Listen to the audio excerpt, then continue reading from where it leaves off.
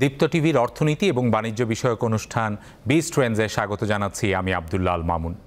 দর্শক, আপনারা জানেন 2 দশকেরও বেশি সময় ধরে বাংলাদেশে হাঁটি হাঁটি পা পা করে পোলট্রি শিল্প আজকে একটা ঈর্ষণীয় জায়গায় চলে এসেছে। এই পোলট্রি শিল্পে কন্ট্রাক্ট ফার্মিং বা চুক্তিভিত্তিক খামার একটি নতুন কনসেপ্ট, যেটি আস্তে আস্তে ডালপালা মেলছে। আজকে আমরা কথা বলবো এই কন্ট্রাক্ট ফার্মিং নিয়ে, তার সম্ভাবনা, চ্যালেঞ্জ, এই সব কিছুই জানবো অতিথিদের কাছে। চলুন শুরুতেই অতিথিদের সাথে আমরা পরিচিত হই। আজকে আমাদের সাথে স্টুডিওতে আছেন জনাব Mohammad Suman Ali Shah, senior manager contract broiler farming, Kazi Farms. আছেন আমাদের সাথে জনাব সুলতান মাহমুদ, ডেপুটি এডিটর, দৈনিক আমার দেশ পত্রিকা। দুজনকে স্বাগত জানাচ্ছি।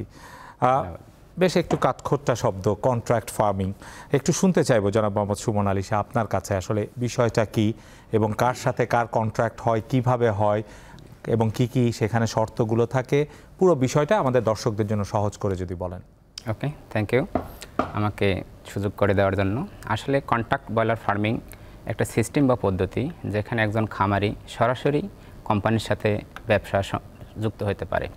এক্ষেত্রে খামারিকে কোনো জামানত দিতে হয় না, বিনা জামানতেই তিনি খামারির সঙ্গে ব্যবসাটি পরিচালনা করতে পারে।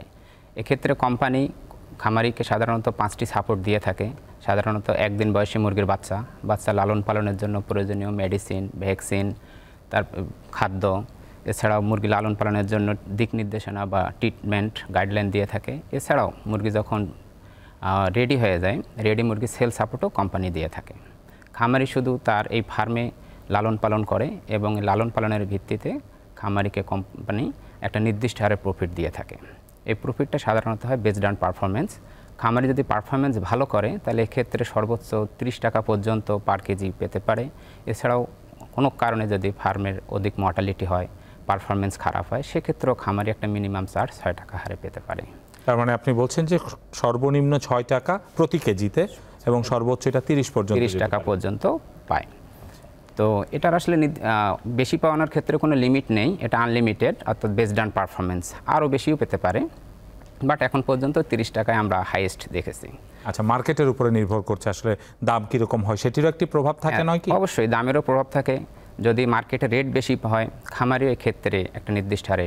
তো সেই ক্ষেত্রে খামারির কি কি থাকা লাগবে? ধরুন একজন প্রান্তিক খামারি, তিনি মুরগির খামার করতে জানেন, ব্রয়লার মুরগির খামার করতে জানেন, তার কি শেড বা অন্যান্য জিনিসগুলো থাকা লাগবে? অবশ্যই। কন্ট্রাক্ট ব্রয়লার ফার্মিংয়ে কোম্পানির সাথে মুরগি লালন পালনের প্রধান সত্যই হচ্ছে খামারের একটা নির্দিষ্ট শেড থাকতে হবে।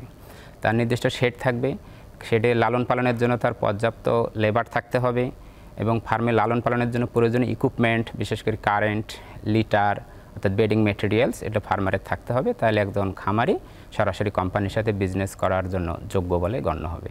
তার মানে আমি যদি সহজ করে বুঝে থাকি যে তার যিনি খামারি এই কন্ট্রাক্টে আসছেন, তিনি তার শ্রম, তার সাথে যারা থাকবেন, পাশাপাশি ঘর বা শেড যেটি রয়েছে, বিদ্যুৎ এবং অন্যান্য যে সুবিধাগুলো, পানির ক্ষেত্রেও সেটি, এবং উপকরণ, আপনারা বা কোম্পানিগুলো তাদের সাথে যখন চুক্তি করছে, একদিনের মুরগির বাচ্চা, তারপর প্রয়োজনীয় খাবারগুলো এবং ওষুধপত্র, প্রয়োজনীয় দিক নির্দেশনা, এবং পরবর্তী সময়ে যখন সেটি তৈরি হচ্ছে সেটিকে বাজারজাত করা, এই পুরো প্রক্রিয়াটার দায়িত্ব কোম্পানি নিচ্ছে।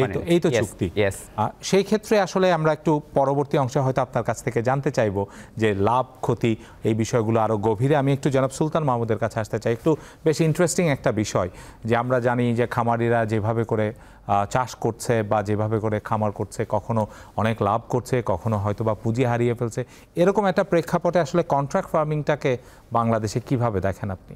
ধন্যবাদ আপনাকে। আসলে আপনি সূচনায় যেটি বলেছেন যে ধীরে ধীরে হাঁটি হাঁটি পা করে অনেক দূরে গিয়েছে, এটি কিন্তু খুব চটজলদি এটি কিন্তু হয়নি। এই যে কন্ট্রাক্ট ফার্মিং বা পোলট্রি শিল্পের যে বিকাশ, এটির সাথে আপনি বাংলাদেশের তৈরি পোশাক শিল্পের একটি সামঞ্জস্য আছে। কেমন সামঞ্জস্য আছে? দুদিক থেকে। একদিক থেকে বাংলাদেশের তৈরি পোশাক শিল্প যেমন শিক্ষিত, অশিক্ষিত, অর্ধশিক্ষিত মানুষকে কাজে সম্পৃক্ত করেছে, কাজ দিয়েছে, কর্ম দিয়েছে, বেকারত্ব ঘুচিয়েছে। ঠিক পোলট্রি শিল্পেও কিন্তু সেটি।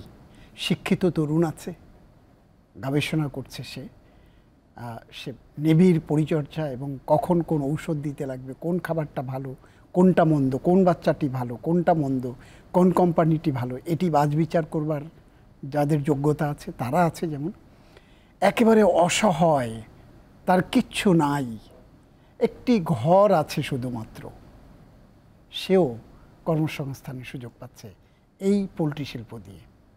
এটি একটি। আরেকটি বললাম প্রেক্ষাপট, দুটি প্রেক্ষাপট। আরেকটি প্রেক্ষাপটটা কি? সেই প্রেক্ষাপটটি হলো বাংলাদেশে গার্মেন্টস শিল্প কি?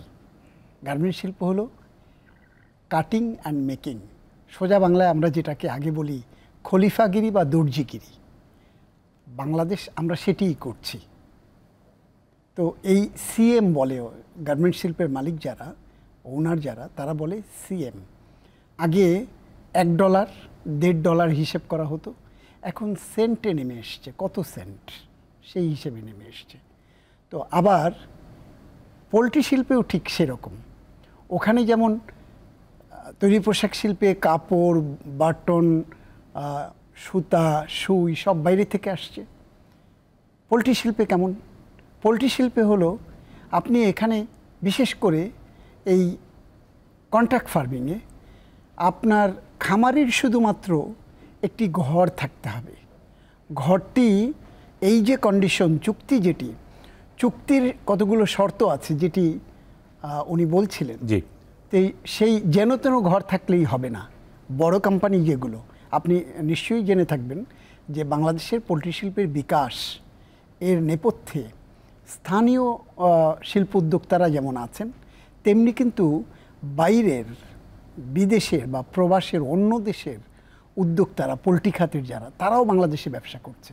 চায়না আছে, ইন্ডিয়া আছে, থাইল্যান্ডের কোম্পানি আছে, বাংলাদেশেই কাজ করছে তারা। তো এই কোম্পানিগুলো যখন কাজ করছে, তারা কি করছে? এই কন্ট্রাক্ট ফার্মিংয়ের আওতায় যারা আছে, যারা কন্ট্রাক্ট ফার্মিং অন্যান্য করে এবং লোকাল এই যে কাজী ফার্মস সহ বাইরের যারা করে, তারা কি করে? ওই যে যার শুধুমাত্র একটি ঘর আছে, সে পরিচর্যা করতে পারবে, ন্যূনতম জ্ঞান আছে, শ্রম দিতে পারবে, তাকে কি দিচ্ছে? মুরগির বাচ্চা দিচ্ছে। তাকে কি দিচ্ছে? খাবার পৌঁছে দিচ্ছে। তাকে কি দিচ্ছে? ঔষধ দিচ্ছে। তাকে কি দিচ্ছে? পরামর্শ দিচ্ছে। তাকে কি দিচ্ছে? ডাক্তারের, চিকিৎসকের যে সাপোর্ট সেটি দিচ্ছে। তারপরে কি দিচ্ছে? এই মুরগিটি যখন পরিপূর্ণ হলো, একটি নির্দিষ্ট মেয়াদ, 35 দিন সাধারণত একটা আইডাল মেয়াদ হলো 35 দিন। সেই 35 দিনের আগে মুরগিটি যদি পরিপক্ক হয় বা যে পরিমাণ তার খাবার কথা ছিল, এটি একটি মুরগির 35 দিনের চক্রে একটি খাবারের লিমিটেশন আছে। সেই খাবারের মাত্রা অনুযায়ী যখনই এটি ওই নির্দিষ্ট পরিমাণ খাবার খেয়ে ফেললো বা একটা নির্দিষ্ট ওজন হয়ে গেল, তখন যে কোম্পানির সাথে ওই খামারি চুক্তিবদ্ধ হলো, সেই খামারির মুরগিটা বিক্রিও করে দেবে কোম্পানি। তার ভিত্তিতে ওই যে গার্মেন্টসে যেমন সিএম, এখানে হলো লালন পালনের যে চার্জ বা ফি সেটি পাবে। এটি হচ্ছে কন্ট্রাক্ট ফার্মিং। তো আপনি এই যে বিকাশ, এটি গত 1 দশকেরও বেশি সময় ধরে এটি দেশি এবং বিদেশি কোম্পানিগুলো বিভিন্ন পর্যায়ে এটিকে এক্সপেরিমেন্ট করে করে এখন একটি কিন্তু ঈর্ষণীয় জায়গায় চলে এসেছে। এখন অনেকগুলো কোম্পানি করছে, দেশি বিদেশি কোম্পানি, এবং দেশি কোম্পানি সেখানটাতে বেশ ভালো করছে। কেন ভালো করছে?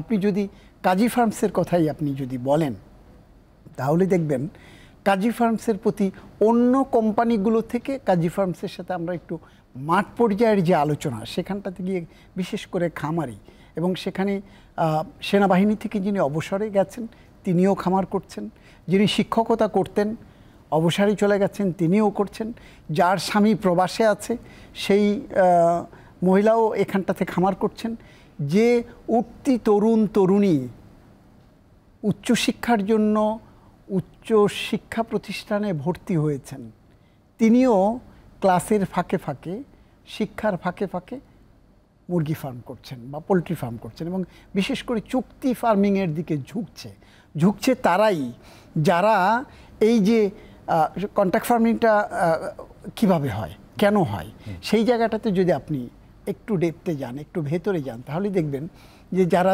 ঝামেলাবিহীন আয় করতে চায়, আরেকটি হচ্ছে পুঁজি উপার্জন করতে চায়, এবং পুঁজির বিষয়টা কি? পুঁজিটাই একটি ঝামেলা কেমন? আপনি ফার্মিং বা এই যে পোলট্রি ব্যবসা, এগুলো একবার প্রান্তিক খামারিরা, আমরা ছোটোবেলায় দেখেছি আমাদের মা চাচিরা খোপ করে করে, মাটির খোপ, নানান রকমের খোপে করে মুরগি পুষত। সেই জায়গা থেকে কিন্তু এখন অনেকেই সরে এসছে। এখন যারা একটু কোনো রকম সচ্ছল কিনে খেতে পারে, তারাও এখন মুরগি পোষা থেকে বাজার থেকে কিনে নিয়ে আসে। তো সেই কেনাটা প্রান্তিক পর্যায়ের গৃহস্থ বাড়ির যারা খামারি, তাদের সাথে কন্ট্রাক্ট ফার্মিংয়ের একটি বৈপরীত্য আছে বা কিছুটা দূরত্ব আছে। কেমন? কন্ট্রাক্ট ফার্মিং তারাই করছে যারা একটি নির্দিষ্ট আয় বাড়িতে বসে নিজের খেয়ে, নিজের পড়ে, নিজের পয়সায়, নিজের পুঁজির বাইরে অন্যের পুঁজিতে টাকা কামাই করতে চাচ্ছে। একরকম যদি বলেন যে ওই যে আমাদের টেলিফোন কোম্পানিগুলো বাতাস বিক্রি করে টাকা কামাই করে, আমরা বলি না? তো এখানে জাস্ট লুক আফটার করা, খামারটিকে লুক আফটার করা, নির্দিষ্ট টাইম মেনটেন করে তাকে খাবার দেওয়া, পরিচর্যা করা, পানি দেওয়া এবং তাদের পথ্য রোগ হলে যেটি দেয়ার সেটি দেয়া। এটি যখন দিচ্ছে, মাস শেষে আমি এমন অনেক খামারিকে পেয়েছি লাখ টাকাও মাসে কামাই করছে। সে মিনিমাম 30-35 হাজার টাকা থেকে লাখ টাকা পর্যন্ত কামাই করছে। তো এই যে অর্জনটা করছে, এই অর্জনের কারণে এর বিপরীতে একটি গ্রুপ দাঁড়িয়েছে। দেখবেন যে এখন অনেকেই বলে এই কন্ট্রাক্ট ফার্মিংয়ের জোয়ার যেমন শুরু হয়েছে, সমালোচনা নিয়ে আমরা কথা বলবো, পেছনে টেনে আনবারও কিন্তু অনেকগুলো সমালোচনা রয়েছে, সেটি নিয়ে কথা বলবো। তার আগে জনাব সুমন আলী শাহর কাছে একটু জানতে চাইবো যে প্রধানত খামারিদের মধ্যে কারা বেশি আগ্রহী হয় কন্ট্রাক্ট ফার্মিং এর জন্য, বা কোন পরিস্থিতি বা কোন ধরনের, আপনাদের তো অভিজ্ঞতা রয়েছে, সেই অভিজ্ঞতার আলোকে আমরা জানি যে তরুণ উদ্যোক্তারা সবাই নতুন কিছু করতে চায়, কিন্তু তাদের ভেতরে কারা বেশি পরিমাণ আগ্রহী হয় যে আমি কন্ট্রাক্ট ফার্মিংয়ে যাব? কিছুটা জনাব সুলতান মাহমুদ বলেছেন যারা ঝামেলা চায় না, কিন্তু শুধু কি ঝামেলা চায় না তারা, নাকি অন্য আরো কোনো নির্ধারিত বৈশিষ্ট্য রয়েছে? ধন্যবাদ আমাকে বলার সুযোগ দেওয়ার জন্য। তো আমরা জানি যে আমাদের দেশে যে পোলট্রি মুরগি লালন পালন হয়, এটা সাধারণত একটা ট্রেডিশনাল ওয়েতে লালন পালন হয়। এক্ষেত্রে দেখা যাচ্ছে মাঝখানে কিছু মিডলম্যান বা মধ্যস্বত্বভোগী এখানে এই ব্যবসাটা পরিচালনা করে, যেখানে দেখা যাচ্ছে একটা লাভ্যাংশ বিভিন্ন খাতে চলে যায় এবং খামারির মুরগি লালন পালন করার পরে যখন মার্কেটে বাজার পাচ্ছে না, তখন সে কিন্তু লুজার হয়ে যাচ্ছে। তো এই যে মার্কেটে যে খামারিরা আছে, তা খামারিরা এখানে চাচ্ছেন যে একটা নির্দিষ্ট আয় বা লাভ যেন সব সময় থাকে, এইরকম একটা ঝুঁকিবিহীন জায়গাতে বিজনেস করে, সেটা হচ্ছে কাজী ফার্মস কন্ট্রাক্ট বয়লার ফার্মিংয়ে। অর্থাৎ যে সকল খামারি প্রিভিয়াস বিভিন্ন কোম্পানির সাথে অথবা নিজেরাই মুরগি লালন পালন করছে, কিন্তু তারা কখনো লাভের মুখ দেখতেছে না, সারা বছর লালন পালন করতেছে, লাভ এবং লস বছর শেষে ইকুয়াল অথবা লস জিরোর দিকে যাচ্ছে। ঠিক এই সকল খামারিরা আসতেছে একটা। আরেক ধরনের খামারি আসতেছে যাদের স্বামী নেই, স্বামী পরিত্যক্তা কিছু মহিলা আছে, বিধবা অথবা প্রবাসী, অলরেডি আমার বড় ভাই বলছেন। ঠিক এই রকম উদ্যোক্তা মহিলারা আছেন যাদের মার্কেটে মুরগি বিক্রির চিন্তা করতে হচ্ছে না, খাবার, বাচ্চা এবং মেডিসিনের জন্য চিন্তা করতে হচ্ছে না, বাইরের যে দৌড়ঝাঁপ সেগুলো করতে হচ্ছে না, অর্থাৎ সবগুলো যেহেতু কোম্পানি তাকে প্রোভাইড করতেছে, অর্থাৎ তিনি এখানে আসার জন্য একটা আগ্রহ দেখাচ্ছে। পাশাপাশি আমাদের দেশে যেহেতু আনএমপ্লয়েড পিপল বেশি, বিশেষ করে বেকার পিপল, এই বেকার শ্রেণীর লোকজন, অর্থাৎ যাদের জায়গা আছে কিন্তু তারা কোনো কর্ম নাই, অর্থাৎ তারা বাবার সঙ্গে কথাবার্তা বলে শেড তৈরি করে নিচ্ছে এবং শেডের প্রয়োজনীয় যে সাপোর্ট সেটা কোম্পানি দিচ্ছে, অর্থাৎ ফিনান্সিয়াল সাপোর্টটা কোম্পানি দিচ্ছে। আর ওই যে বেকার শ্রেণীর লোকজন তারা শুধু শ্রম দিচ্ছে, তার বিনিময়ে কোম্পানি তাদেরকে প্রফিট দিচ্ছে, অর্থাৎ তারা একটা চাকরির মতো প্রায় কাজ করতেছে। আমরা যেমন জব করি বিভিন্ন প্রতিষ্ঠানে, মাস শেষে আমরা স্যালারি পাই, ঠিক ওই বেকার শ্রেণীরা কন্ট্রাক্ট ফার্মিংয়ের মাধ্যমে তারা একটা স্যালারি পাচ্ছে এবং তারা আর্থসামাজিক উন্নয়ন করতেছে। পাশাপাশি আরেক ধরনের লোকজন এখানে ইনভলভ হচ্ছে যারা চাকরি থেকে অবসর নিয়েছেন, অর্থাৎ ডাক্তার হতে পারে, ইঞ্জিনিয়ার হতে পারে অথবা কৃষক হতে পারে, তারাও যাদের হাতে একটু অফুরান সময় আছে, ঠিক তারাও এই ব্যবসার সাথে লিঙ্ক হচ্ছে, যেহেতু ঝুঁকিটা কোম্পানি নিচ্ছে। তো মার্কেটে সার্ভে করলে আমরা এই সকল খামারিকেই সাধারণত পাচ্ছি। তো সেক্ষেত্রে কি এটা তাদের জন্য, যেটি আপনি একেবারে শেষে বললেন, ধরুন আমি একজন অবসরে যখন আমি যাব আমি চিন্তা করলাম এরকম একটি কন্ট্রাক্ট ফার্মিং করব, তো খুব স্বাভাবিক আমার জায়গা রয়েছে, আমি একটা শেড বানিয়ে নিলাম অন্যান্য জিনিসগুলো। এখানে দুটো জিনিস, একটি হচ্ছে এই বিষয়গুলোর দক্ষতা যদি আমার না থাকে কোম্পানিকে আমাকে কোনোভাবে সহযোগিতা করবে কিনা, আর দ্বিতীয় হচ্ছে আমি তো কিছু লোকজন রেখে আসলে কাজটা করতে হবে, সেই বয়সে হয়তো আমাকে দিয়ে সম্ভব হবে না। সেই ক্ষেত্রে তাদের বেতন বা অন্যান্য শ্রমের মূল্য পরিশোধ করে বা করে কি এটা লাভজনক হয়? আপনাদের অভিজ্ঞতা কি বলে? হ্যাঁ, আমাদের অভিজ্ঞতা যেটা হচ্ছে যে একজন খামারি সাধারণত শেষ বয়সে এসে সে একটা নিরাপদ বিনিয়োগ যেটা চাচ্ছে সেটা কন্ট্রাক্ট ব্রয়লার ফার্মিং হতে পারে, তার জন্য একটা নিরাপদ বিনিয়োগের স্থান। তো এক্ষেত্রে একজন খামারি তার নির্দিষ্ট সংখ্যক লেবারকে এখানে ইনভলভ করার ফলে যে আয়টা আসবে সে আয় থেকে তার ওই ব্যয়টা বাদ দেওয়ার পরও তার নির্দিষ্ট একটা আয় থেকে যায়, এটা আমি মনে করি এবং আমরা ফিল্ড পর্যায়ে এটা দেখেছি। আচ্ছা, সেই ক্ষেত্রে ঝুঁকি কি থাকে তাদের জন্য? এটি তো ইতিবাচক সবকিছুই বলছেন, কিন্তু কখন আসলে একজন কন্ট্রাক্ট ফার্মিংয়ে একজন ফার্মার বা একজন কৃষক কপালে ভাঁজ পড়ে বা তার ঝুঁকি, সেই ঝুঁকির জায়গাগুলো কি? হ্যাঁ, এখানে যেহেতু একটা লাইভ বিজনেস, ব্রয়লার মুরগি একটা লাইভ বিজনেস, এখানে সবসময় ঝুঁকি থাকে। বিশেষ করে একটা সংক্রামক ব্যাধি একটা ঝুঁকি থাকে, ন্যাচারাল ডিজাস্টার একটা ঝুঁকি থাকে, বন্যা মহামারী একটা ঝুঁকি থাকে। এই সকল ঝুঁকি বিবেচনায় তারা যদি কন্ট্রাক্ট ফার্মিংয়ে আসে, ঝুঁকিটা যেহেতু কোম্পানি নেয়, অর্থাৎ কন্ট্রাক্ট ফার্মিংয়ে আসলে ওই বেকার শ্রেণীর জন্য বা অবসরপ্রাপ্ত লোকের জন্য একটা সুবিধা হচ্ছে যে আমরা সাধারণত তাদেরকে ফার্মিং ব্যবসায় যে ট্রেন আপটা আমরা তাদেরকে ধাপে ধাপে, বিশেষ করে সিজনাল যে ডিজিজগুলো আসে অথবা সিজনাল প্রতিবন্ধকতা মুরগি লালন পালনের জন্য সেই ট্রিটমেন্ট বা গাইডলাইন বা ট্রেন আপটা আমরা কন্ট্রাক্ট ফার্মিংয়ের মাধ্যমে ফার্মারদেরকে দিয়ে থাকি। স্পেশালি সামার টাইমে সামার ম্যানেজমেন্ট, সে কীভাবে একজন ফার্মার সামার ম্যানেজমেন্ট করলে তার ফার্মের লসের সম্ভাবনা কম থাকবে। উইন্টার টাইমে একটা রিস্ক থাকে ব্রয়লার মুরগি লালন পালনের জন্য, আমাদের দেশে অত্যন্ত শীত থাকে, শীতে বিশেষ করে কোনো কোনো এলাকায় 8 থেকে 10 ডিগ্রি টেম্পারেচার মানে নিচে নেমে যায়, এক্ষেত্রে ব্রয়লার মুরগির জন্য এটা ডিফিকাল্ট। অর্থাৎ এই যে ম্যানেজমেন্টগুলো, এছাড়াও রেনি সিজন টাইমে কীভাবে ফার্মার লালন পালন করলে তার ফার্মের মুরগিটা আরও ভালো হবে, প্রোডাক্টিভিটি ভালো হবে, সেই সহায়তা কোম্পানি দিয়ে থাকে। ঠিক এই সকল সহায়তা যখন আমরা দিয়ে থাকি তখন ফার্মাররা সাধারণত ঝুঁকিতে থাকে না। অর্থাৎ তিনি শিখতে পারতেছেন ডে বাই ডে যে কীভাবে মুরগি লালন পালন করলে কম খরচে অধিক ভালো মুরগি উৎপন্ন করা যায়। এবং আপনি যেটা বলছেন সেটি হয়তো আমরা পরের অংশে কথা বলবো। আরেকটু স্পষ্ট করে বোঝার জন্য, সর্বনিম্ন কতগুলো মুরগি হলে আপনারা কন্ট্রাক্ট ফার্মিংয়ে যান একটি শেডে, আর সর্বোচ্চ আসলে কত আপনাদের অভিজ্ঞতায় একটি শেডে বা একজন খামারির সাথে, এই অভিজ্ঞতাটা কীরকম? ওকে, এটা একটা গুড কোয়েশ্চেন। আমরা কন্ট্রাক্ট ব্রয়লার ফার্মিংয়ে সাধারণত একজন খামারিকে 1000 মুরগি থেকে আমরা শুরু করি। তো অনেক সময় দেখা যায় কোনো কোনো ফার্মারে 1000 মুরগি লালন পালনের শেড থাকে না, তার যদি 600 বা 700-এরও শেড থাকে, সেক্ষেত্রে আমরা তাকে ইনভলভ করি যদি ওই ফার্মারের পরবর্তীতে শেড এক্সটেনশন করার পর্যাপ্ত জায়গা থাকে। কারণ আমরা জানি যে কন্ট্রাক্ট ব্রয়লার ফার্মিংয়ে সে 1 ব্যাচ 2 ব্যাচ বা 3 ব্যাচ মুরগি করলে সে বুঝতে পারবে যে এখানে নিশ্চিত প্রফিট আছে। যখন প্রফিট পাবে সে, তখন সে আস্তে আস্তে তার শেডটা এক্সটেনশন করবে। তো এইরকম জায়গা যদি থাকে, তা ছোটো ফার্মারকেও আমরা অনেক সময় ইনভলভ করি। এছাড়াও আমরা বড় ক্ষেত্রে যদি আমরা বলি, সবচেয়ে বড় কত মুরগি হয় আমাদের কন্ট্রাক্ট ফার্মিং পলিসিতে আমরা সাধারণত 1000 থেকে 6000 এই রেঞ্জে ফার্মার দেখে রাখার ট্রাই করি। কিন্তু এছাড়াও যদি কোনো একজন ফার্মার এবং তার যদি উদ্যোক্তা যদি সে ভালো থাকে, তো এক্ষেত্রে আমরা হায়ার অথরিটির অ্যাপ্রুভাল নিয়ে তার কোনো লিমিট ছাড়াই আমরা তাকে মুরগি দিতে পারি। আলোচনা তো আমরা এর ইতিবাচক দিক, সম্ভাবনার জায়গাটার কথা বলছি, কিন্তু ইতিমধ্যে আপনি কিছুটা শুরু করতে চেয়েছিলেন যে আলোচনাটা, এই কন্ট্রাক্ট ফার্মিং নিয়েও কিন্তু নানা ধরনের সমালোচনা বাজারে রয়েছে। বলা হচ্ছে যে এটি আসলে প্রান্তিক খামারির জন্য লাভের চাইতে ক্ষতি, বা তাকে বড় পুঁজির কাছে আসলে বড় পুঁজি আসলে ঘিরে ফেলছে তাকে। এই বিষয়গুলোকে আপনি কিভাবে দেখেন এবং এর যৌক্তিক আসলে এই সমালোচনার যুক্তিযুক্তর কতখানি আপনি মনে করেন? ধন্যবাদ।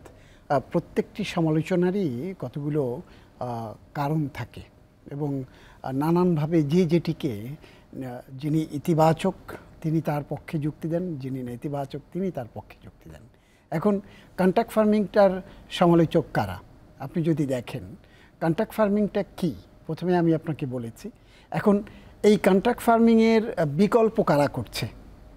বাংলাদেশে মুরগির মাংসের চাহিদা হলো 1400 মেট্রিক টন, আর উৎপাদন দাঁড়িয়েছে এখনকার হিসেবে যেটি প্রাণী সম্পদ অধিদপ্তরের যে হিসেব, সেখানে বলছে এখন উৎপাদন 1700 মেট্রিক টন, মানে আমার চাহিদার চেয়ে কিন্তু উদ্বৃত্ত আছে। তো এখন এই জায়গাটাতে একটি বড় অংশ দখলে বা অনেক বলতে পারেন আয়ত্তে এসছে এই কন্ট্রাক্ট ফার্মিংয়ের। এখন এটি ডে বাই ডে কিন্তু এটি বাড়ছে যারা এখানে সম্পৃক্ত হচ্ছে বা এই কন্ট্রাক্ট ফার্মিংয়ের ছাতার নিচে যারা আসছে, তাদেরকে কি জোর প্রয়োগ বা বল প্রয়োগ করে আনা হচ্ছে, সেটি দেখবার বিষয়। কিন্তু একটি পর্যায় থেকে বা একটি স্টেক হোল্ডারদের একটি অংশ বলছে, আপনি যেটি বলছিলেন যে এটি একটি পক্ষের কাছে নিয়ে যাওয়া হচ্ছে, মানে একেবারে বাজার বড় কোম্পানির পক্ষে চলে যাচ্ছে। এখন আপনাকে ব্যবসার যে স্বাভাবিক নিয়ম বা পানির যদি স্বাভাবিক নিয়ম আপনি বলেন, যেদিকে ঢালু পাবে সেই দিকেই পানি গড়িয়ে পড়বে। ব্যবসা হলো যেদিকে লাভ পাবে মানুষ সেই দিকেই ঝুঁকে পড়বে। গার্মেন্টস শিল্পের যখন উত্তরণ ঘটেছিল 80-এর দশকের শুরুর থেকে, এরপরে দেখেছেন কীভাবে গার্মেন্টসে ঝুঁকে পড়েছে। এরপর একটা পর্যায়ে আমরা দেখেছি আমাদের যে কি বলে আবাসন শিল্প, বাড়িতে আবাসন শিল্প, আমাদের বেসরকারি শিক্ষা প্রতিষ্ঠান, এক বিল্ডিংয়ে 4টি ইউনিভার্সিটি আমরা দেখেছি। তো এগুলো যখন যেদিকে ঝোঁক ওঠে সেই দিকেই ঝুঁকে পড়ে, কিন্তু যেটি দীর্ঘস্থায়ী হয় মানে সেটির পেছনে নিশ্চয়ই কোনো কারণ আছে, সেটিকে আমাদেরকে বুঝতে লাগবে। তো এখন কন্ট্রাক্ট ফার্মিংয়ের কী হয়েছে, মানুষ দিনে দিনে কন্ট্রাক্ট ফার্মিংয়ের প্রতি ঝুঁকে পড়ছে। শিক্ষিত, আমি শুরুতেই বলছিলাম, শিক্ষিত, অর্ধশিক্ষিত, বেকার বা অশিক্ষিত, এখন একটি বড় অংশ কন্ট্রাক্ট ফার্মিংয়ের দিকে আসছে। আর যারা আসছে না বা যারা এর বিপক্ষে কথা বলছেন তারা কারা, তারা দেখতে লাগবে এই যে পোলট্রি শিল্পের যে ব্যাকওয়ার্ড লিঙ্কেজ যেটিকে বলা হয়, এই খাদ্য, মুরগি ফিড, মানে মূলত ফিড, তারপরে ঔষধ বা এই বাচ্চা বিক্রি করা, এগুলো কোত্থেকে করে? তারা নিজেরা প্রডিউস করে না, যারা বিভিন্ন কোম্পানি থেকে নিয়ে, এজেন্সি নিয়ে তারপর ওই প্রান্তিক খামারিদের কাছে বিক্রি করে। এখন তাদের একটি মাথা ব্যথার কারণ হয়ে দাঁড়িয়েছে যে কোম্পানি যখন সরাসরি খামারির কাছে চলে যাচ্ছে, তখন ওই যে তারা যে কমিশনটা পেত বা ব্যবসাটা করত, সেই ব্যবসাটা মানে মাঝখানের একটা লেয়ার আসলে দূর হয়ে যাচ্ছে। ওই মাঝখানের লেয়ারটি যদি আমরা যেটি মাঠে ঘাটে যেটি দেখতে পাই বা বিভিন্ন পর্যায়ের সার্ভে যেটি দেখতে পাই, ওইখানটাতে একটি মনোপলি জায়গা তৈরি হয় এবং যেটি উনি বলছিলেন যে প্রান্তিক পর্যায়ের খামারিরা মানে নিঃস্ব হয়ে যাচ্ছে। কেন নিঃস্ব হয়ে যাচ্ছে? একটি মুরগির, একদিনের একটি মুরগির বাচ্চার দাম যখন কোম্পানি বিক্রি করছে 55 থেকে 60 টাকায়, সেই বাচ্চাটি ওই যে ওখানকার যিনি এজেন্ট, কোনো না কোনো কোম্পানির এজেন্ট, সে প্রান্তিক খামারির কাছে বিক্রি করছে মনে করেন 70 টাকায়। বাচ্চার চাহিদা যখন খুব বেশি বেড়ে যায়, সাপ্লাই যখন কম থাকে, তখন 100 টাকায় হয়েছেও আমরা শুনেছি। তো এই যে কোম্পানি একটি নির্দিষ্ট দাম বেঁধে দিচ্ছে ওই আপনার ডিলারের কাছে বা এজেন্টের কাছে, এজেন্ট যত বেশি চাহিদা তত দাম বাড়িয়ে নিচ্ছে। আপনার ফিড, যেটি ফিডের বস্তা যদি হয় 2900 টাকা, সেখানটাতে কোম্পানি তো কোম্পানির মতো করে দিচ্ছে তার কস্টিং অনুযায়ী কন্ট্রাক্ট ফার্মিংকে, আর বাচ্চাও তার প্রোডাকশন কস্ট অনুযায়ী একটি নির্দিষ্ট লাভ ধরে কোম্পানি তাকে দিচ্ছে। তো সেখানে তো আর তার কোনো কমিশন নেওয়ার ব্যাপার নাই। একইভাবে আপনি দেখবেন যে ওষুধের ক্ষেত্রেও ওটি হয়, কোম্পানি বরং আপনার কন্ট্রাক্ট ফার্মিংয়ে যেটি হয়, কন্ট্রাক্ট ফার্মিংয়ে যেটুকু ওষুধ দরকার সেটিকে বারবার যাচাই বাছাই করে দেওয়া হয়, কারণ কোম্পানির তরফ থেকে যাবে, তো একেবারে না দিলেই নয়, সেই ওষুধটুকুই দেওয়া হয়। আর যখন এই যে মিডল ম্যান বা আমরা ডিলার বা যারা মাঝখানে আছে তারা যখন দেয়, তখন ওই অশিক্ষিত, অর্ধশিক্ষিত এবং যিনি খামার কখনো করেন নাই বা করেছেন, বারবার করেও হোঁচট খাচ্ছেন, তাকে যখনই একটি মহামারী হচ্ছে অ্যাডভান্স আপনাকে ওষুধ খাইয়ে দিচ্ছে, মানে তার বিক্রিটা বাড়ছে। তো এই কারণে ওই যে খামারি যিনি ডিলারের মাধ্যমে খামার করছে, দিন শেষে কিন্তু তার কোনো কিছু থাকছে না, কারণ ওই যিনি ডিলার তিনি কিন্তু ওই খামারির সব কিছু নিয়ন্ত্রণ করছে, পর্যবেক্ষণ করছে। যখনই দেখছে যে গরমের মাত্রাটা বেশি, তাপমাত্রা বেশি, মুরগি মারা যেতে পারে, ওর যেখানে ওজন হওয়ার কথা 1 কেজি 1.5 কেজি বা 2800 গ্রাম, সেই জায়গায় 1800 গ্রাম, সেই জায়গায় ও কী করছে, যখনই গরমের মাত্রাটা বেড়ে যাচ্ছে ওর চিন্তাটা হলো ও যে বাচ্চার যে দাম দিয়েছে, খাবার যে দিয়েছে, ওষুধের দাম দিয়েছে, সেটা উঠেছে কিনা। খামারই মারা যাক, সেটা কোনো সমস্যা না, ওইটা উঠেছে কিনা, উঠলেই ওর সাথে সাথে ওই মুরগিটা বিক্রি করে দিচ্ছে। তাতে কি হচ্ছে, ওই খামারির শেড, ইলেকট্রিসিটি, শ্রম সব সে তো আর পাচ্ছে না। তো ওইভাবে প্রান্তিক ওই ঝামেলা থেকে আপনি বলছেন কন্ট্রাক্ট ফার্মিং, ওই ফার্মিং থেকে, ওই ঝামেলা থেকে এড়িয়ে কন্ট্রাক্ট ফার্মিংয়ের ঝোঁকটা বাড়ছে মানুষের মধ্যে। আপনার নিশ্চয়ই খেয়াল আছে যে 90-এর দশকের শুরুর দিকটাতে যখন আমাদের দেশে কম্পিউটার এলো, তো তখন কিন্তু হই হই রই রই একটি অবস্থা তৈরি হয়ে গেল। কি হলো, এই কম্পিউটার আসছে, কত মানুষের যে চাকরিচ্যুতি হবে, কারণ সবই তো কম্পিউটার করে দেবে, তাহলে মানুষের আর দরকার হবে না। তো এরকম একটি অবস্থা তৈরি হয়েছিল। তো বাস্তবে কি হয়েছে, কম্পিউটার আসার পর কি মানুষের কর্মসংস্থান কমেছে?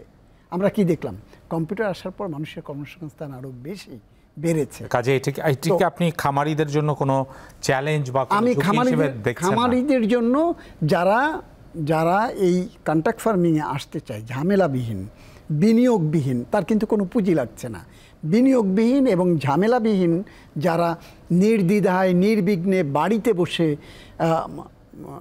বেতন পেতে চায়, বেতন বলতে কমিশন, আপনি বাড়িতে বসে আপনার ব্যাংক অ্যাকাউন্টে টাকা চলে যাচ্ছে, আপনার মেসেজ চলে যাচ্ছে, আপনার অ্যাকাউন্টে এত টাকা জমা হয়েছে।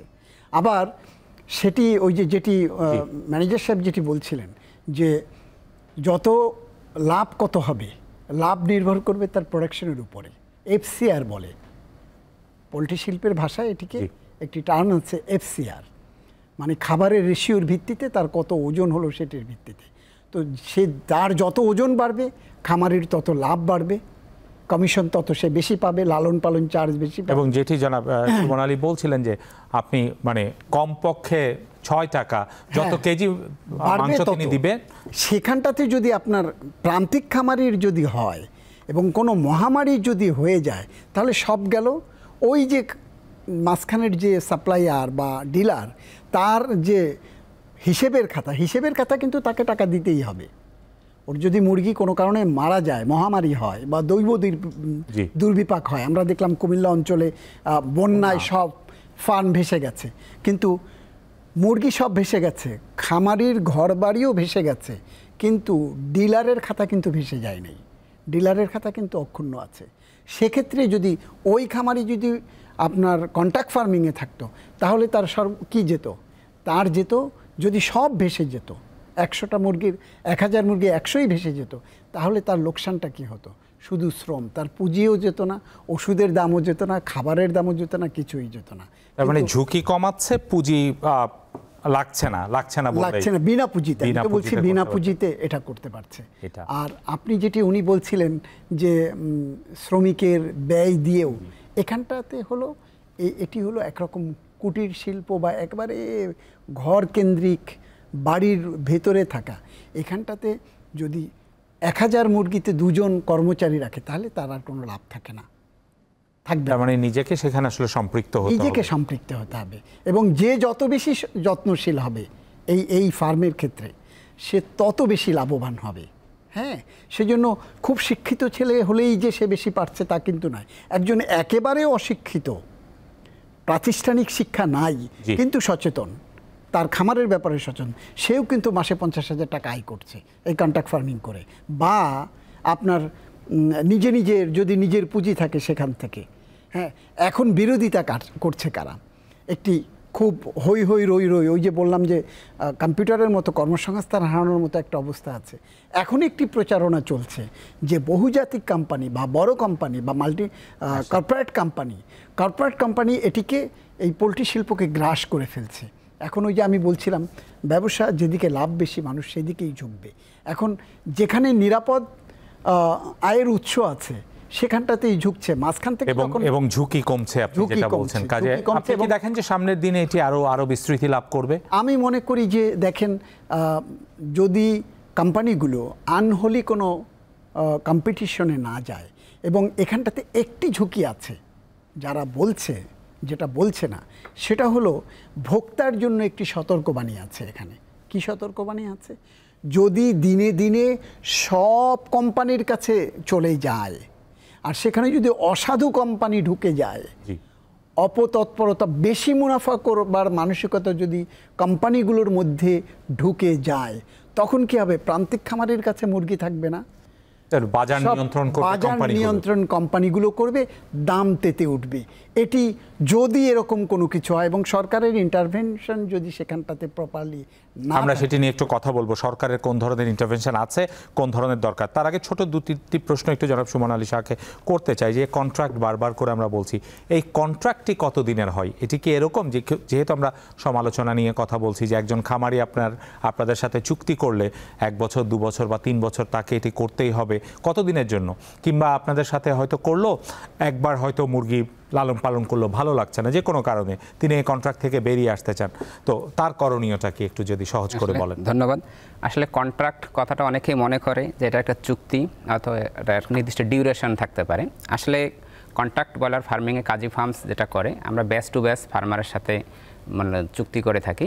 অর্থাৎ কোনো একজন ফার্মার আমাদের সঙ্গে মুরগি লালন পালন করার জন্য যে চুক্তিটা করলো, এক ব্যাচ করার পরে তার কোম্পানি তার ফার্মে যে পরিমাণ ইনভেস্ট করছে, অর্থাৎ বাচ্চা, খাবার, মেডিসিন, ভ্যাকসিন দিয়ে দিচ্ছেন, তারা এখানে লালন পালন শেষে যদি আমরা বিক্রি করি এবং ফার্মারকে তার যদি প্রফিট দিই, আর ফার্মার যদি আমাদের সব কিছু আমাদের মতো করে বুঝে দেয় পলিসি অনুযায়ী, দেওয়ার পরে ফার্মার যদি ইচ্ছা পোষণ করে যে আমি কোম্পানির সঙ্গে বিজনেস করব না, আমি নিজেই বিজনেস করব, তাহলে এই ক্ষেত্রে সেটা কতদিন সর্বোচ্চ লাগতে পারে একটা ব্যাচে? একটা ব্যাচে আমাদের 35 দিনের থাকে, ডিউরেশন থাকে। এই 35 দিনের মধ্যে আমরা মুরগিটা লালন পালন করি। সর্বোচ্চ মেয়াদ হচ্ছে একবারে 35 দিন। আচ্ছা, উনি ব্যাচ করার পরে যদি প্রফিট পান, উনি যদি ইচ্ছা পোষণ করে পর ব্যাচে আবার করবে, দেন তিনি এগিন আবার একটা চুক্তি করতে, সেকেন্ড ব্যাচের জন্য আবার চুক্তি নবায়ন করতে পারেন। অর্থাৎ এখানে তাকে লং টাইম ধরে কোম্পানির সঙ্গেই যে লেগে থাকতে হবে, অন্য কোথাও যাইতে পারবে না, আসলে এরকমটা না। উনি চাইলেও এক ব্যাচ করে চলে যেতে পারে, অথবা তিনি লং টাইম কোম্পানির সাথে। আপনারা যখন একেবারে শুরু করেছেন, এখন বেশ খানিকটা আপনারা এগিয়েছেন, অনেকে আগ্রহী হচ্ছেন বলছেন, তো সেই জায়গায় মাঠের চ্যালেঞ্জগুলো কি দেখেন আপনারা? হ্যাঁ, এখানে মাঠে কিছু চ্যালেঞ্জ থাকে, কারণ এই বিজনেসটা বাংলাদেশের জন্য একটা নতুন কনসেপ্ট। তা ওল্ড ট্রেডিশন বা ওল্ড যারা এই ব্যবসাটা করে আসছে, তাদের সাথে মূলত আমাদের একটা চ্যালেঞ্জ থেকে যায়। স্পেশালি খামারিরা সাধারণত এই বিজনেস সম্পর্কে জানা না, অর্থাৎ তারা ওল্ড ট্রেডিশন ওয়েতে যখন মুরগি লালন পালন করতো, তাদের মেডিকেশন কস্ট বেশি ছিল, তারা প্রপার বায়োসিকিউরিটি ম্যানেজমেন্ট করতো না, যার কারণে তাদের ফার্মে ডিজিজ ভালো বেশি আসতো। তো বর্তমান কন্ট্রাক্ট ব্রয়লার ফার্মিংয়ের মাধ্যমে আমরা যখন মুরগি লালন পালন তার ফার্মারদেরকে নির্দিষ্ট ট্রেনিং বা গাইডলাইন দিচ্ছি, দেন তখন এই ফার্মাররা কী করতেছে, তারা সবসময় ওল্ড ট্রেডিশনটাকেই প্রেফার করতেছে। এটা আমাদের জন্য একটা চ্যালেঞ্জ থাকে। তারপর আমরা যখন একটা খামারিকে বৈজ্ঞানিক পদ্ধতিতে মুরগি লালন পালন দেখাচ্ছি বা শেখাচ্ছি, দেন তখনই তারা ইন্টারেস্ট ফিল করতেছে, না এভাবে মুরগি লালন পালন করা যায়। এটা একটা চ্যালেঞ্জ, মানে পুরনো ধ্যান ধারণা বা চর্চা থেকে বের করে আনার একটা চ্যালেঞ্জ আমাদের এখানে থাকে। এছাড়াও কন্ট্রাক্ট ব্রয়লার ফার্মিং এর অনাদার চ্যালেঞ্জটা থাকে সেটা হচ্ছে ফার্মার দেখভাল করা। অনেক সময় তো আমরা ম্যাক্সিমাম সময় ফার্মারদেরকে এটা ট্রিটমেন্ট বা গাইডলাইন দিয়ে থাকি একটা দিনের নির্দিষ্ট সময়ে। অনেক ফার্মার আছে এটাকে লাভের একটা জায়গা মনে করি বিজনেসটা পরিচালনা করে, অনেক সময় দেখা যাচ্ছে সে যত্ন করতেছে না, অর্থাৎ তার প্রফিটটা আসবে কিন্তু যত্নের ভিত্তিতে। তা সে যদি যত্ন না করে তাহলে কী হবে, তার প্রোডাক্টিভিটিটা কমে যাবে, আলটিমেটলি সে ব্যাচ শেষে রিটার্ন কম পাবে, প্রফিট কম পাবে। এটা আমাদের কাছে একটা ঝুঁকি মনে হয়, যে সকল ফার্মাররা এই বেশি পরিশ্রম করে না, মুরগি নিচ্ছে কিন্তু পরিশ্রম করতেছে না, তার মনে করছে কোম্পানির সবকিছু কোম্পানি যা যাবে কোম্পানির যাবে মাস শেষে, কিন্তু সে তার ভেতর দিয়ে আসলে চূড়ান্ত ফলাফলে তার যে লাভ লোকসানের হিসাবটা সেটা বুঝতে পারে না। এটা আমাদের কাছে একটা ঝুঁকি থাকে। আর একটা ঝুঁকি থাকে করাপশন, অর্থাৎ ফিল্ডে অনেক পিপল আমরা পাই, অর্থাৎ ফার্মারদের মধ্যে কিছু ভালো ফার্মার আছে এবং কিছু ফার্মার আছে তারা আর্লি স্টেজ থেকে মনের মধ্যে লালন করে আছে আমি এখানে কিছু করাপশন করব। তা করাপশনের জায়গাটুকু আমাদের কাছে একটা ঝুঁকি থাকে। তো যদি আমরা করাপশনটাকে প্রতিহত করার জন্য এভরিডে আমাদের অফিসারদের মাধ্যমে আমরা ফার্মগুলোর মনিটরিং করি, close monitoring, day to night visit করি, এবং একটি ফার্মে 1 দিন বয়স থেকে 35 দিন বয়স পর্যন্ত একটা বাচ্চা কী পরিমাণ খাবার খাবে, কি পরিমাণ ওজন আসবে, FCR কত হবে, এটা আমরা ডে বাই ডে মনিটরিংয়ের মাধ্যমে এই করাপশনটাকে প্রতিহত করার চেষ্টা করি। তো এটা সর্বোপরি এটা একটা আমাদের কাছে চ্যালেঞ্জ থাকে যদি আমরা এরকম পিপল পাই। আপনাদের কোম্পানি ছাড়াও মানে কাজী ফার্মস ছাড়াও তো অন্যান্য আরো কোম্পানিরাও এদিকে ঝুঁকছে, সেই প্রবণতাটা কিরকম গত 1-2 বছরে? নতুন নতুন কোম্পানি কি অনেকে আগ্রহী হচ্ছে? হ্যাঁ, অবভিয়াসলি। তো যেহেতু এই বিজনেসটাতে ফার্মাররা ইনক্রিজ হচ্ছে বেশি, যার কারণে যারা আমাদের দেশের যে কোম্পানিগুলো আছেন তারা তাদের বিজনেসের অস্তিত্বটাকে টিকিয়ে রাখার জন্য তারাও চাচ্ছেন কন্ট্রাক্ট ফার্মিংয়ের দিকে আসতে। অর্থাৎ কন্ট্রাক্ট ফার্মিংয়ের মাধ্যমে যে কোনো কোম্পানি তার ব্যবসাটাকে স্থায়িত্ব রূপ দিতে পারে। তো এটা যেহেতু আমাদেরকে ফলো করতেছে অনেক কোম্পানি, তা যার কারণে এটা আস্তে আস্তে অন্যান্য কোম্পানিগুলো এই কন্ট্রাক্ট ফার্মিংয়ের দিকেই ঝুঁকতেছেন। আচ্ছা, আমি একটু জনাব আপনার কাছেও জানতে চাই প্রথমে, তারপর জনাব সুলতান মাহমুদের কাছে যাব। সরকারের জায়গা থেকে এই আলোচনায় যেটি একটি এসছে যে বিশেষত বন্যার কথা এসেছে বা মহামারী বা অন্যান্য রোগের ক্ষেত্রে কোনো ধরনের খামারিদের জন্য বা এই প্রাণী সম্পদের জন্য ইন্স্যুরেন্সের ব্যবস্থা কোম্পানির পক্ষ থেকে বা সরকারের পক্ষ থেকে কি করার ব্যবস্থা করা হয় কিনা? আসলে যেহেতু এটা একটা কৃষি সেক্টর, এগ্রি সেক্টর, আমরা জানিতে উন্নত বিশ্বে সাধারণত এগ্রি সেক্টরে ইন্স্যুরেন্স আছে। অর্থাৎ এটা যেহেতু লাইভ বিজনেস, এখানে ক্ষতিগ্রস্ত হওয়ার একটা চান্স থাকে, বিশেষ করে ফার্মাররা। তো ইন্স্যুরেন্স কোম্পানি এখনও এই সেক্টরে ইনভলভ না। তো আমরা মনে করি যেহেতু কোম্পানি ইন্স্যুরেন্স সেক্টরের সঙ্গে ওতপ্রোতভাবে জড়িত না, কিন্তু সরকার চাইলে এই খামারগুলোকে নিবন্ধনের মাধ্যমে ইন্স্যুরেন্স করতে পারে। যদি সরকার এই সাপোর্টটা খামারিদেরকে দেয় তাহলে আমাদের দেশের খামারিগুলো বিশেষ করে সংক্রামক ব্যাধি বা বন্যা মহামারী ঝুঁকিটা আরো কমে আসবে। এখন তো একটা পুঁজি এবং অন্যান্য ঝুঁকিটা কমছে, কিন্তু এর পাশাপাশি যদি ধরুন আপনি যেটি বলছেন যে এই পোলট্রিতে যদি ইন্স্যুরেন্স আনা যায় তাহলে আরেকটা ধরুন নিশ্চয়তার জায়গাটা আরো নিশ্চিত হবে। এটা আমি আশা করি সেখানে সরকারের একটা ভূমিকা প্রয়োজন হবে। বিশেষ করে আমি সেখানে আগ্রহ প্রকাশ করছি জনাব সুলতান মাহমুদ, যে আসলে এই যে কন্ট্রাক্ট ফার্মিং নিয়ে কি আমাদের কোনো নীতিগত বা এই পোলট্রি শিল্পের কোনো গাইডলাইন কোনো কিছু আছে কিনা সরকারের পক্ষ থেকে, এবং বিশেষত ইন্স্যুরেন্স এবং অন্যান্যগুলো এখানে দুটো জায়গা আপনি আগের একটি বলেছেন যে কোনোভাবেই যেন একচ্ছত্রভাবে বাজারকে নিয়ন্ত্রণ করতে না পারে, সেইখানে যেমন একটি নজরদারি বা এটাকে সহায়তার প্রয়োজন রয়েছে, আবার একই সাথে এটাকে সহায়তা করা, এগিয়ে নিয়ে যাওয়া, খামারির স্বার্থকে সুরক্ষিত রাখা, কোম্পানির স্বার্থকে সুরক্ষিত রাখা এবং দিন শেষে আসলে দেশের পুষ্টির যোগানকে স্থিতিশীল রাখা। তো সেই জায়গায় কোনো কিছু কি সরকারের জায়গা থেকে করণীয় রয়েছে কিনা? ধন্যবাদ। সরকারের পক্ষ থেকে কিন্তু সরকার আপনাকে নীতি সহায়তা দেবে, এটি সরকারের মূল কাজ। সরকার যেহেতু কখনো ব্যবসা করে না বা ঘোষণা দিয়েই বলে, সরকার কখনো ব্যবসা করে না। ব্যবসায়ীদের বা উদ্যোক্তাদের নীতি সহায়তাটাই হলো সরকারের। সেটি কতভাবে দিতে পারে, সেটি এই ব্যবসার সাথে যতগুলো মন্ত্রণালয় বা যতগুলো সেক্টর রিলেটেড সরকারের, সেই জায়গাগুলো থেকে নানানভাবে সহযোগিতা দিতে পারে। কিভাবে দিতে পারে? এই শিল্পের বিকাশের জন্য যদি মনে করেন যে আমাদের এই শিল্পের যে আপনার প্রোডাকশন কস্ট, এর 80% প্রোডাকশন কস্ট ডিপেন্ড করে খাবারের উপরে, ফিডের উপরে। ফিডের দাম যদি কম হয় তাহলে উৎপাদন খরচ কম হবে। উৎপাদন খরচ যদি কম হয় তাহলে ভোক্তা বাজারে কম দামে এই মাংস পাবে। আপনি দেখেন, যেটা বলছিলাম যে আমাদের এই ফিডের তো একটি বড় অংশ প্রায় আমি সেটাই বলছি যে এই ফিডের যে মূল উপকরণ যে কটি, সেই মূল উপকরণগুলো মানে অধিকাংশ উপকরণই আমদানি নির্ভর। যদিও একটি উপকরণ ভুট্টা, সেটি আমাদের দেশে এখন বেশ ভালোই চাষ হচ্ছে। আমাদের লোকাল মার্কেট থেকে বা প্রোডাকশন হোমগ্রোন থেকে বা আমাদের স্থানীয় বাজার থেকে আমরা বেশ কিছু ভুট্টা এখন পাচ্ছি, যেটি আগে পুরোটা ডিপেন্ডেন্ট ছিল অন্য দেশের উপরে। তো এই যে সয়াবিনের কথা বলেন, তো এইগুলো যখন আপনাকে ইম্পোর্ট করতে হবে, এই জায়গায় সরকার নীতি সহায়তা দিতে পারে কি? ট্যাক্স, ইম্পোর্ট কস্ট কমিয়ে দিতে পারে। আরেকটি পারে কি? সাবসিডি দিতে পারে, প্রোডাকশনের ভিত্তিতে কোম্পানিগুলোকে সাবসিডি দিতে পারে। এই আপনার ফিড প্রোডাকশনের পরে সাবসিডি দিতে পারে। আরেকটি কী করতে পারে? যদি প্রণোদনার জায়গা থাকে, যেমন আমরা তৈরি পোশাক শিল্পের উদ্যোক্তাদেরকে, এবং সেটি একটি টেকনোলজি বেসড ইন্ডাস্ট্রি, এখানে যেহেতু টেকনোলজির কোনো কিছু নাই, এখানটাতে প্রণোদনা কি দিতে পারে?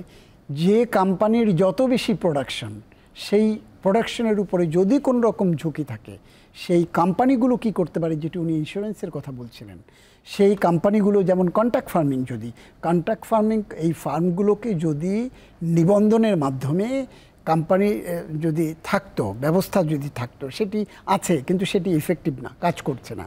যদি সেটি প্রপার ওয়েতে কাজ করতো নিবন্ধনটা, এবং সেটিকে যদি আর কিছু না, প্রান্তিক খামারি বাদ দেন, আপনি যদি এই যারা কন্ট্রাক্ট ফার্মিংয়ের আওতায় আসছে, একটা হিসেবের মধ্যে চলে আসছে, কোম্পানির সাথে এবং ওই খামারিকে নিয়ে একটি গ্রুপ বিমার আওতায় করা যেত, তাহলেও কিন্তু একটি সুরক্ষার জায়গা থাকতো। কিন্তু এখন দেখতে লাগবে আমরা ব্যবসা করি কোথায়, ইন্স্যুরেন্স কোথায়, যেখানে ক্লেম কম হবে সেই জায়গায় আমরা ইন্স্যুরেন্সের জন্য ঝুঁকে পড়ি। যেহেতু এটি জীবনমুখী, জীবন নিয়ে ব্যবসা, সেই কারণে এখানে ঝুঁকির মাত্রাটা বেশি। আর বাংলাদেশের যে আবহাওয়া, প্রাকৃতিক দুর্যোগ, জলবায়ু পরিবর্তনের যে প্রভাব, এই সব কারণে এই শিল্পে যেহেতু ঝুঁকির মাত্রাটা বেশি, ইন্স্যুরেন্সগুলো সেখানটাতে এগিয়ে আসে না। এখন সরকারের পক্ষ থেকে নীতি সহায়তার জায়গাটা হলো এই শিল্পে যে কাঁচামাল, সেখানটা থেকে কর, ভ্যাট বা এআইটি যেগুলো আছে সেগুলো প্রত্যাহার করা বা শূন্য শুল্ক সরকার যদি করতে চায়, কারণ আমিষের যোগান যেহেতু এখানটাতে মানুষের কর্মসংস্থান হচ্ছে, আমিষের যোগান দিচ্ছে, সেটি করতে পারে। আরেকটি কি করতে পারে সরকারের এইখানটাতে, আরেকটি হলো এই যে ভুইফোর, যাতে এই যে অতিমাত্রায় যে যারা ঝুঁকে পড়ছে এই ব্যবসাতে, পোলট্রি শিল্পে, সেখানটাতে যাতে আপনার কোনো ধরনের রোগ সংক্রমণের যে চাপটা আছে বিশ্বব্যাপী, এই শিল্পে বিশ্বের বিভিন্ন জায়গায় এটি আছে, বিশ্বের এই যে পোলট্রি যে সংস্থাগুলো যেগুলো আছে, FAOর যে গাইডলাইন আছে, সেই গাইডলাইনগুলো প্রপারলি এখানটাতে মানা হচ্ছে কিনা সেটি দেখবার ব্যাপার। কারণ ফুড এটি একটি হাইজানিক, এটি আনহাইজানিক জায়গাটা, সেটি যাতে হাইজানিক হয় সেটি নিশ্চিত করা। কেমনে, এই যে আমি যেটা বলছিলাম যে মিডলম্যানের মাধ্যমে যে খামারগুলোতে মুরগি উৎপাদন হচ্ছে, ক্যান্সারের নিয়ামক পাওয়া যাচ্ছে সেখানটাতে। কেন পাওয়া যাচ্ছে? এই প্রান্তিক খামারিদের এবং এই যে ডিলারদের মাধ্যমে যে মুরগিগুলো চাষ হচ্ছে, সেখানটাতে এর গ্রোথ বাড়ানোর জন্য হরমোন প্রয়োগ করা হচ্ছে, যেটি স্বাস্থ্য ঝুঁকি, অতিমাত্রায় স্বাস্থ্য ঝুঁকি আছে। এটিকে বন্ধ করা এবং প্রাণী সম্পদ অধিদপ্তর বা যারা এদের যে যেটা নিয়ন্ত্রক যারা আছে, সেই জায়গাগুলোতে বন্ধ করা। কারণ আপনি মাংসের যোগান দিতে গিয়ে, আপনি বেশি ওজন, বেশি ফুলিয়ে ফাঁপিয়ে বড় করতে গিয়ে আপনি স্বাস্থ্য ঝুঁকির যে হরমোন যেগুলো আছে বা ওষুধ যেগুলো আছে, মাত্রাতিরিক্ত ওষুধের প্রয়োগ হচ্ছে আমরা দেখছি। তো সেই জায়গাগুলোকে বন্ধ করার দরকার।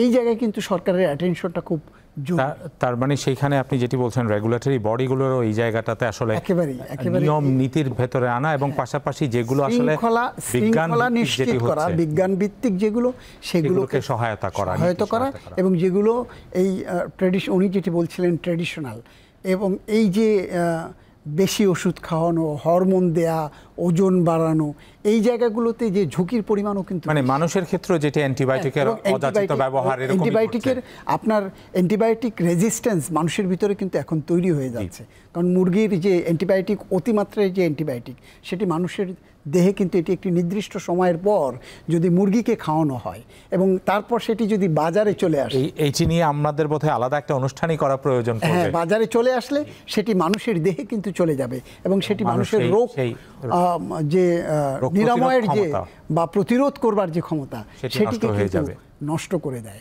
এটা ডাক্তাররা বারবার বলছেন। এই জায়গাগুলোতে সরকারের এটি নিয়ে কথা বলবো। আমি জনাব একেবারে অনুষ্ঠানের শেষ ভাগে আছি, জনাব সুমন আলী শাহ, একটু আপনার কাছে জানতে চাইবো যে এই ধরনের কন্ট্রাক্ট ফার্মিংয়ে যখন খামারিরা আগ্রহী হবেন দুটো জায়গা থেকে, একটি হচ্ছে তার কোন কোন বিষয়গুলো, যে কোনো কোম্পানি তো তার কাছে এই প্রস্তাব নিয়ে আসতে পারে, তখন আসলে কোন কোন বিষয়গুলো তিনি নিশ্চিত হওয়া জরুরি, আপনার পরামর্শ চাইবো। আর পাশাপাশি হচ্ছে যারা এই ধরনের বিষয় নতুন করে জানছেন বা আজকের অনুষ্ঠান দেখছেন, তারা যদি এখানে আগ্রহ প্রকাশ করেন তার করণীয় কি? দুটো প্রশ্ন আপনার জন্য ছোট।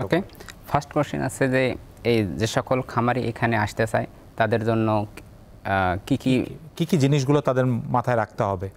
ফার্স্টলি তাদেরকে চিন্তা করতে হবে তিনি কোন কোম্পানির সাথে বিজনেস করতে চাচ্ছেন, কোম্পানিটার রিপুটেশন কি, তিনি যে এখানে ইনভেস্ট করবেন বা ফার্ম পরিচালনা করবেন, অর্থাৎ তার যে রিটার্নটা, লভ্যাংশটা সঠিক সময়ে তিনি পাবেন কি না, তিনি সঠিক সময়ে ভালো মানের বাচ্চা, খাবার, যে আমরা যে সাপোর্টগুলো কন্ট্রাক্ট ফার্মার সাপোর্টকে দিয়ে থাকে, বিশেষ করে কোম্পানি, সেই সাপোর্টগুলো তিনি সঠিক পাবে কি না, স্পেশালি ট্রেনিং বা গাইডলাইনগুলো, তো এটা তাকে আগে দেখতে হবে।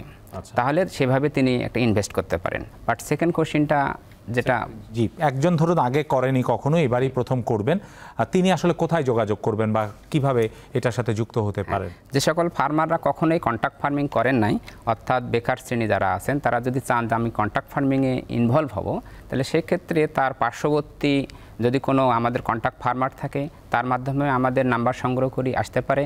এছাড়া আমরা ইউটিউব বা বিভিন্ন সামাজিক মাধ্যমে আমাদের কোম্পানির বিভিন্ন অ্যাড আমরা দিয়ে থাকি, প্রচারণা দিয়ে থাকি, সেখান থেকে তারা আমাদের নাম্বার কালেক্ট করতে পারে। এছাড়াও এই মুহূর্তে কন্ট্রাক্ট বয়লার ফার্মিং আমাদের 24টি জেলায় কার্যক্রম পরিচালনা আছে। এছাড়াও আমরা ডে বাই ডে জেলাভিত্তিক আমরা এই কার্যক্রমটা পরিচালনা করব, এবং তারা আমাদের যে সকল এলাকাতে কন্ট্রাক্ট বয়লার ফার্মিং কার্যক্রম পরিচালনা হচ্ছে সে সকল জায়গার আমাদের প্রতিনিধির নাম্বার দেওয়া থাকে, এবং স্থানীয় যে প্রাণী সম্পদ অধিদপ্তরের বিভিন্ন অফিসগুলো রয়েছে তার মাধ্যমেও তারা কোম্পানিগুলোর নাম্বার বা পেতে পারেন, তাই না? অনেক ধন্যবাদ আপনাদের দুজনকে আমাদের সাথে যুক্ত হবার জন্য। একেবারে নতুন ধারণার, বিশেষ করে দর্শকদের জন্য, ভোক্তাদের জন্য একটি বিষয় নিয়ে খোলামেলা আলোচনা করার জন্য। দর্শক, পোলট্রি শিল্পে কন্ট্রাক্ট ফার্মিং নিয়ে আমরা কথা বলছি, এর নানা দিকগুলো নিয়ে কথা বলছি, সম্ভাবনার কথা এসছে, পাশাপাশি চ্যালেঞ্জের কথাও এসছে। সেখানে শুধুমাত্র খামারির স্বার্থ নয়, পাশাপাশি কোম্পানি, পাশাপাশি ভোক্তা, দিন শেষে পুরো পোলট্রি এবং আমরা যদি বলি আমিষের সরবরাহ, এই সব কিছু একে অন্যের সাথে যুক্ত। রাষ্ট্রের একটা ভূমিকার কথা বারবার আলোচনায় এসেছে, বিশেষত নীতি সহায়তা প্রদান করা এবং কৃষি বিমার আওতায় আসলে কোনোভাবে এই পোলট্রি শিল্পকে শুধুমাত্র কন্ট্রাক্ট ফার্মিং নয়, পুরো শিল্পকেই নিয়ে আসা যায় কিনা, যাতে করে প্রান্তিক কৃষকেরা বা প্রান্তিক খামারিরা নানা ধরনের প্রাকৃতিক দুর্যোগ এবং নানা ধরনের মহামারী বা অসুখ বিসুখগুলো থেকে সুরক্ষা পেতে পারেন, অর্থনৈতিক ক্ষতি থেকে।